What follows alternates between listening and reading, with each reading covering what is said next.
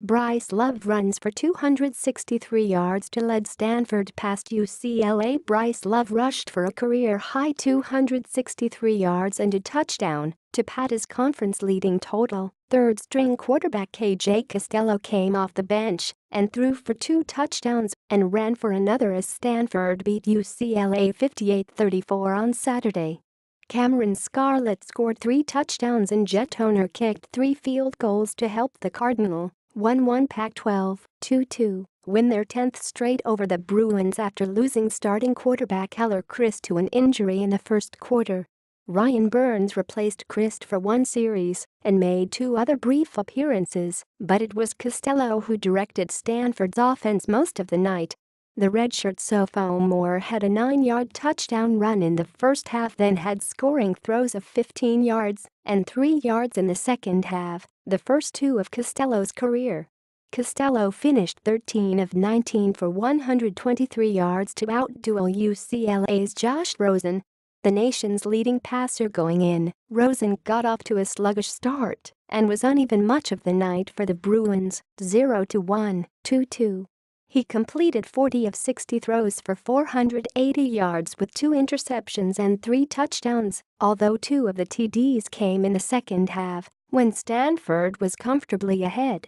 Love's pounding runs hurt UCLA the most.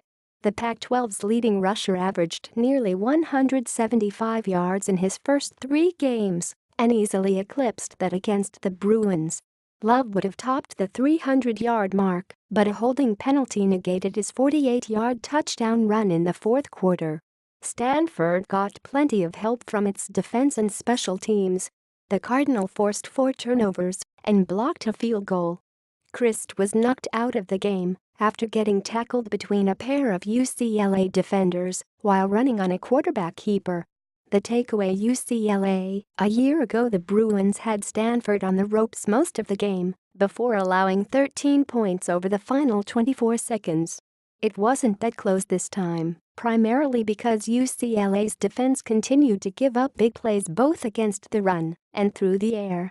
Rosen's slow start and the overall ineffectiveness of the offense also hurt Stanford. The Cardinal were coming off an emotional loss to San Diego State that raised questions about the quarterback situation.